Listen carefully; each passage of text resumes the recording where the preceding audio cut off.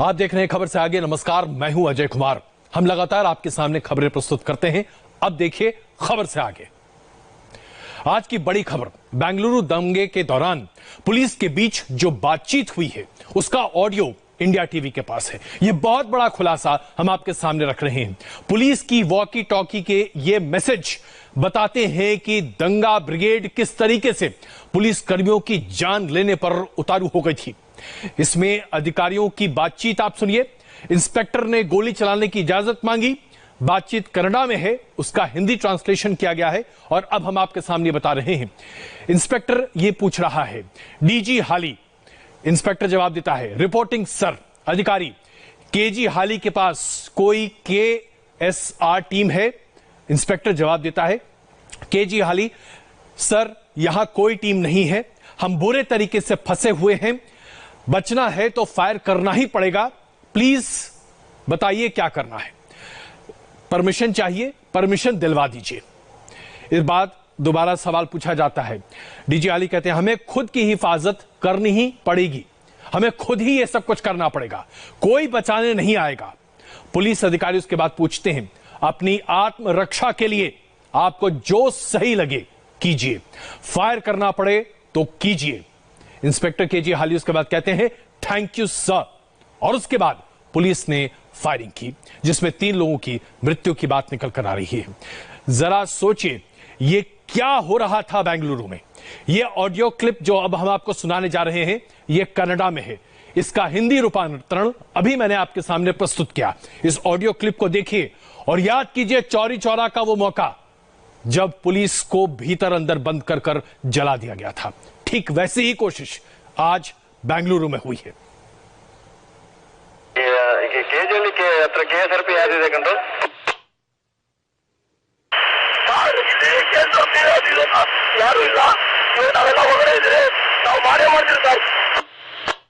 Sir ಮಾಡಿ ಮಾಡಿ sir, ಅವ್ರು ಯಾರು ನಿಮ್ಗೆ ಕಾಪಾಡಲ್ಲ, ನಿಮ್ಮಷ್ಟು ನೀವು ಕಾಪಾಡ್ಕೊಳ್ಳಿ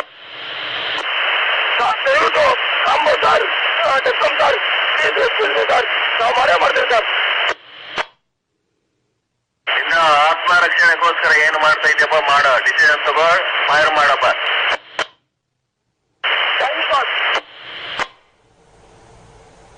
आपने सुना, अधिकारी ने कहा अगर जान बचाने के लिए आपको फायरिंग करनी पड़ती है तो कीजिए। यह स्थिति थी बेंगलुरु में बीती रात, जब जबरदस्त हिंसा मची, जिसमें 110 से ज्यादा लोगों को फिलहाल हिरासत में लिया गया है और उसमें जो जान माल का नुकसान हुआ, जिस तरीके से सब कुछ हुआ, उसकी भयावह तस्वीरें हम लगातार आपके सामने प्रस्तुत कर रहे हैं। इस पूरी बातचीत को एक बार फिर एक संदर्भ में रखने के लिए मेरे सहयोगी टी राघवन इस वक्त हमारे साथ मौजूद हैं बेंगलुरु से। राघवन, ये बताइए कि ये जो बातचीत है, ये बताती है कि किस तरीके से पुलिस स्टेशन को घेर कर उस पर हमला किया गया, यानी कि सोच समझकर बहुत ही सुनियोजित रणनीति के तहत बेंगलुरु में पुलिस स्टेशनों पर हमला किया गया, विधायक के घर पर हमला किया गया। जी बिल्कुल, देखिए अजय जी, ऐसी 4 कॉन्वर्जेशंस मुझे एक्सेस हुई हैं और इन चारों को, क्योंकि ये कन्नड़ा भाषा में, इसलिए मैंने दर्शकों को समझाने के लिए सिर्फ एक आप तक भेजी है। साफ साफ पता चलता है उसमें जो केजी हल्ली के इंस्पेक्टर हैं, उनकी बातों में जो तनाव आप देख रहे हैं, उससे साफ अंदाजा लगाया जा सकता है जो भीड़ वहाँ पर थी, उसकी मंशा सिर्फ एक व्यक्ति को, जिसने ये विवादित कमेंट किया था, उसको गिरफ्तार करवाने की नहीं थी, बल्कि और कुछ वो करना चाहते थे और जो उन्होंने किया भी। वो यहाँ तक कहा जा रहा है, पुलिस अधिकारी हमें ये बताते हैं कि अगर उन्हें मौका मिलता तो वो 1-2 पुलिस कर्मियों की जान लेने तक उन्होंने प्लानिंग की हुई थी। और ये जो ऑडियो मैसेज दिया गया, इससे साफ साफ पता चल रहा है कि किस तरह से इस पुलिसकर्मी को अपने अधिकारी से ये गुजारिश करनी पड़ी कि वो तभी बच सकता है जब उसे फायर करने की अनुमति दी जाए। और उसके बाद पुलिस कमिश्नर के आदेश के बाद फायर करने की अनुमति दी और उसके बाद फायरिंग हुई। इसके बाद ही तकरीबन 1.5 घंटे के बाद वो भीड़ वहां से छट पाई। अजय जी, राघवन, ये बताइए कि कर्नाटक के सभी वरिष्ठ मंत्री साजिश की तरफ संकेत दे रहे हैं। सबसे बड़ी बात जो मुझे खटक रही है, जो मैं आपसे समझना चाहूंगा संक्षेप में ही सही, जैसे ही सोशल मीडिया पर एक कमेंट सामने आता है, महज 2 घंटे के भीतर सैकड़ों लोग सड़क पर आ जाते हैं, आगजनी होती है, तबाही मचा दी जाती है, सब कुछ बर्बाद कर दिया जाता है। इतनी जल्दी इतना बड़ा रिएक्शन कैसे संभव है? बिल्कुल यही बात बार बार कही जा रही है और इसीलिए पुलिस भी ये कह रही है कि सिर्फ एक विवादित कमेंट या पोस्ट की वजह से होने वाली ये हिंसा नहीं है। इसकी इंटेंसिटी आप देखिए, इससे साफ साफ पता चलता है कि इसके पीछे एक साजिश है, एक डिज़ाइन है। ताना बाना पहले ही बुन लिया गया था, एक मौके का इंतजार किया जा रहा था और वो मौका मिला और इसे एग्जीक्यूट कर दिया गया। अजय जी, अब इसमें एक और विरोधाभास है, जैसा कि हमने आज अपने दर्शकों को भी बताया। एक तरफ भीड़ थी जो लगातार आगजनी कर रही थी, सब कुछ तबाह कर रही थी, और दूसरी तरफ उसी समुदाय के लोग थे जो कि एक मंदिर को बचाने के लिए ह्यूमन चेन बना रहे थे। क्या यह भी सोची समझी रणनीति थी? जी देखिए, जो मैं उस मंदिर को मैंने विजिट किया अजय जी, वहाँ के लोगों से भी मैंने बात की। वहाँ के लोगों का ये कहना है कि जेन्युइनली कुछ लोगों ने कोशिश की थी कि उस मंदिर को प्रोटेक्ट किया जाए, क्योंकि एमएलए के घर से जहाँ पर आगजनी तोड़फोड़ हुई कुछ मीटर की दूरी पर वो मंदिर था, इसीलिए उसे प्रोटेक्ट करने की कोशिश की गई। लेकिन उस वीडियो का एक और हिस्सा जो सामने आया है उसमें यह कहा जा रहा है किसी की तरफ से कि जल्दी से इसे अपलोड किया जाए, वो सवालों के घेरे में है और पुलिस उसको इन्वेस्टिगेट कर रही है। चलिए, तो यानी कि पूरे मामले में बेंगलुरु में बीती रात जो कुछ हुआ उसमें बहुत बड़ी साजिश की बू आ रही है। राघवन, धन्यवाद इस बातचीत के लिए। अब जरा हम आपको आगे बढ़कर दिखाते हैं बेंगलुरु की आग की ये लपटें देखिए, यहां चित्कार देखिए। हमने आपको ये तमाम ऑडियो क्लिप्स दिखाए हैं, इसके बाद अब इस चित्कार को देखिए और समझिए। ये हो रहा था बीती रात बेंगलुरु में, जहां सड़क पर सैकड़ों की संख्या में दंगाई मौजूद थे। पूरी इनसाइड स्टोरी अब आपके सामने हम प्रस्तुत करेंगे। यह कांग्रेस विधायक का घर है जिसे पूरे तरीके से जलाने की कोशिश की गई। कहा गया कि जिस व्यक्ति ने सोशल मीडिया पर विवादित पोस्ट लिखा था वो इसी घर में छिपा हुआ था, और उसके बाद सड़क पर जो भीड़ उतरी उसने ये तबाही मचाई जो आप अभी अपने स्क्रीन पर देख रहे हैं। जलती हुई आग की ये लपटें बताती हैं कि सड़क पर जो कुछ था सब कुछ खत्म हो गया। तमाम तरह की गाड़ियों को आग लगा दिया गया, यहां तक कि वहां पर जो घर थे उन्हें आग लगाया गया, पुलिस स्टेशन को आग लगाया गया। ये सब कुछ इसकी बात है। अब स्थिति यह है कि पुलिस ने फिलहाल एसडीपीआई, एक राजनीतिक संगठन है, उसके प्रवक्ता मुजम्मिल पाशा को गिरफ्तार किया है। बेंगलुरु के जो दंगे हुए हैं उसकी ये तस्वीरें साफ तस्दीक करती हैं कि मुजम्मिल पाशा के सामने खड़ा था और उसके वक्त भीड़ ने थाने को घेरने की कोशिश की और अचानक अफवाह फैल गई कि कमेंट लिखने वाला व्यक्ति, जिसका नाम नवीन बताया जा रहा है, वो विधायक के घर में मौजूद है। अचानक 500 से ज्यादा लोग विधायक के घर की तरफ कूच कर जाते हैं, नारे लगाने की आवाजें सुनाई देती हैं, और ये सब कुछ आपके सामने खुद ही होगा तस्वीरों में, आप जरा खुद देखिए।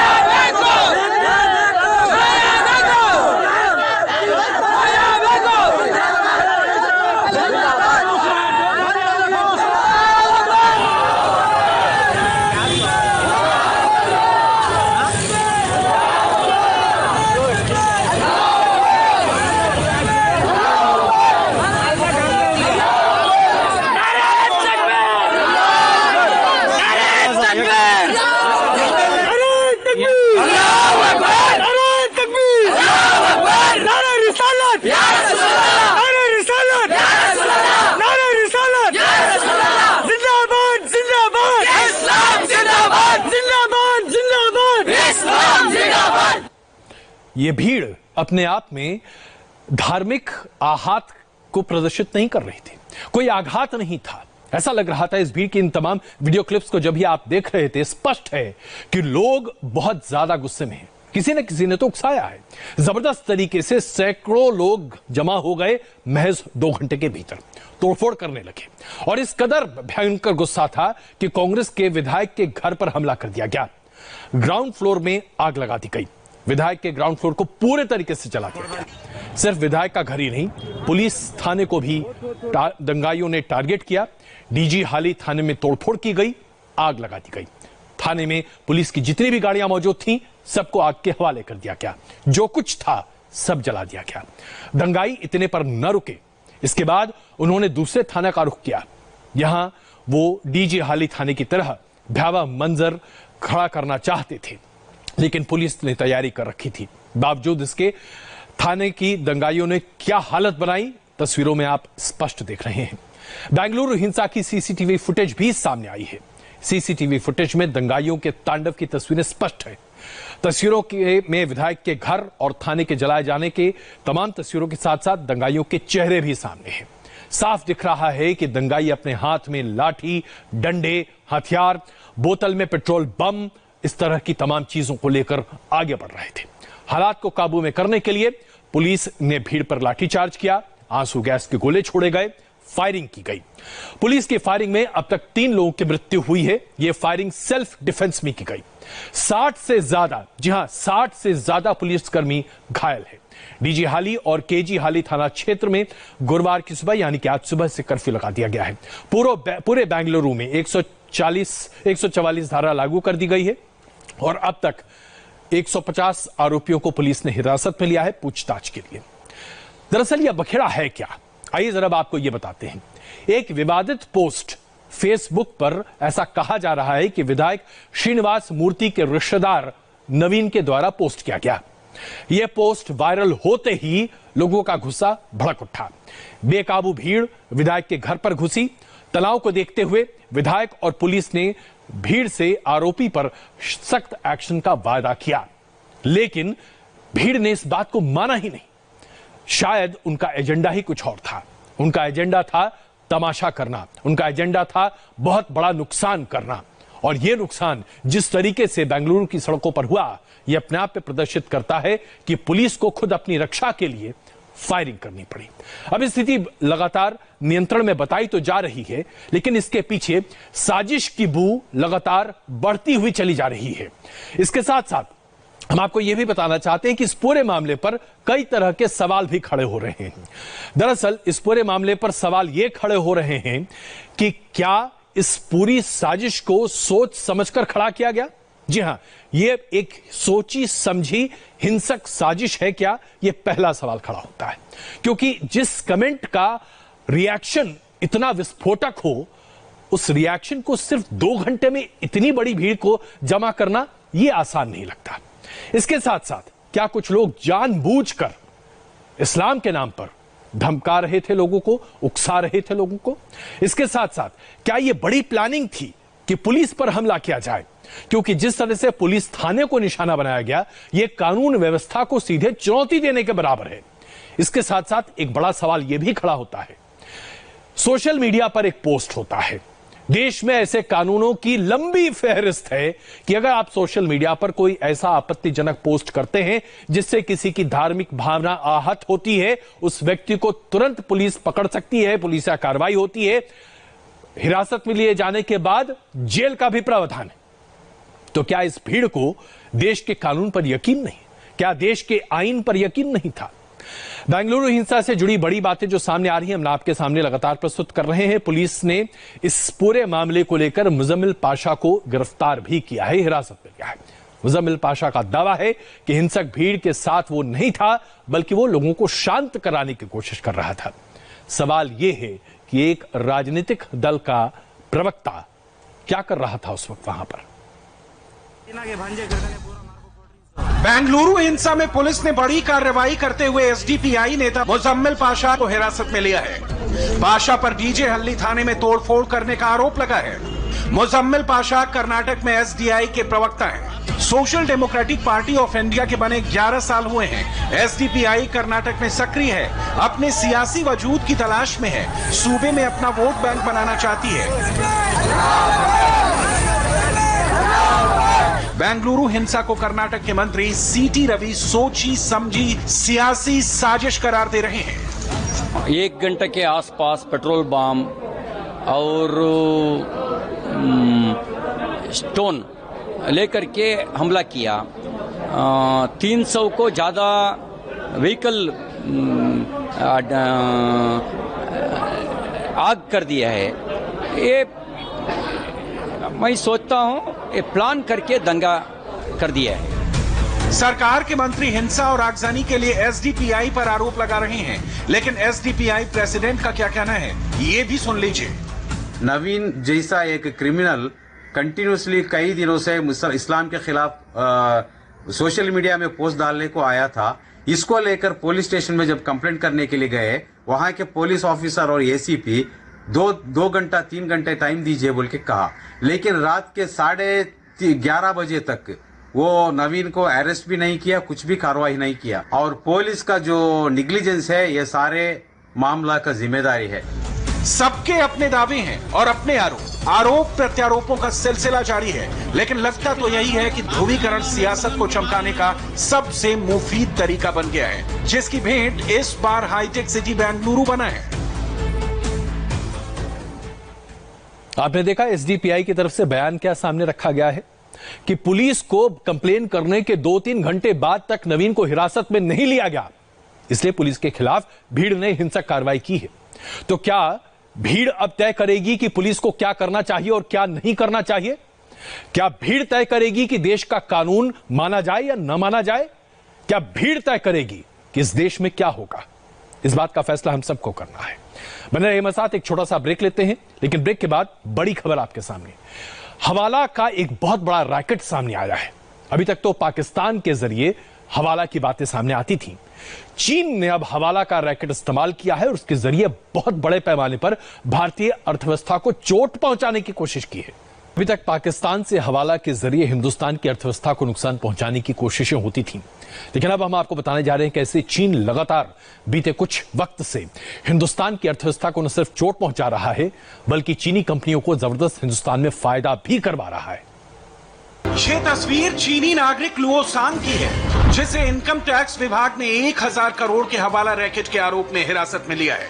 लुओ सांग खुद का नाम चार्ली पैंग बताता है। उसने इसी नाम से मणिपुर में पासपोर्ट, आधार कार्ड समेत कई डॉक्यूमेंट्स बनवा रखे हैं और वो इनका इस्तेमाल हवाला कारोबार के लिए करता है।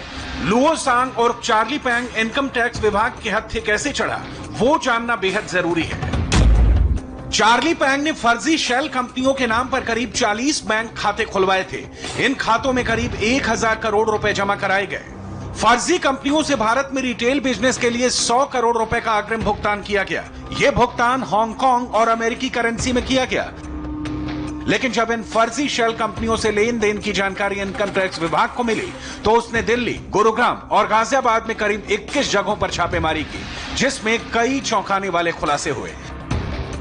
1000 करोड़ रुपए का हवाला का कारोबार था, जिसमें से 100 करोड़ रुपए इस्तेमाल किए गए थे इन फर्जी शेल कंपनियों के जरिए। असल में जो शेल कंपनियां हैं, इनका भी एक पूरी तरीके से मकड़ जाल है। अगर हम एक शेल कंपनी को खोलते हैं, उसकी डिटेल्स में जाते हैं, तो उसमें कुछ और कंपनी निकलती हैं, कुछ और डायरेक्टर्स के नाम सामने आते हैं। इससे पहले भी चार्ली पैंग के नाम पर ओटीए नाम से फर्जी कंपनी रजिस्टर्ड की गई थी, जिसे कस्टम विभाग ने खाली करा लिया था। गौर करने वाली बात यह है कि इसी व्यक्ति को, इसी शख्स को 2018 में गिरफ्तार किया गया था और उस वक्त इसने अपने आप को भारतीय नागरिक बताया था। वैसे में बड़ा सवाल खड़ा यह होता है कि आखिरकार चीन क्यों यह सब कुछ कर रहा है। दरअसल चीन भारतीय अर्थव्यवस्था को तहस नहस और ध्वस्त करने की कोशिश कर रहा है। दोनों देशों के बीच अर्थव्यवस्था को लेकर लगातार प्रतिस्पर्धा है, ये बात स्पष्ट है। भारतीय अर्थव्यवस्था को नुकसान पहुंचाने के नए हथकंडे अपनाता चीन अब हवाला का भी इस्तेमाल करने लगा है। हवाले के पैसों से भारत में चीन की कंपनियों को प्रमोट करना सबसे बड़ा मकसद है। उनके शोरूम्स बनवाना, उनकी तमाम सहूलियतों को आगे बढ़ाना, उनके एडवर्टाइजमेंट कैंपेन को आगे बढ़ाना और धीरे धीरे भारतीय बिजनेस को ठप करना। इसके साथ साथ तीसरा जो सबसे खतरनाक मकसद है, जिस तरह से पाकिस्तान आतंकवाद को लेकर लगातार सक्रिय रहा है, चीन भी इस रूट का इस्तेमाल कर आतंकवाद को प्रोत्साहित कर सकता है, पाकिस्तान की मदद कर सकता है। चीन की हवाला साजिश का इलाज हमारी जांच एजेंसियां कर रही हैं, लेकिन चीन से आए वायरस को लेकर अभी तक स्थिति स्पष्ट नहीं है। बताएंगे इसके बारे में मेरे सहयोगी पंकज। बने रहिए हमारे साथ, बस एक छोटा सा ब्रेक।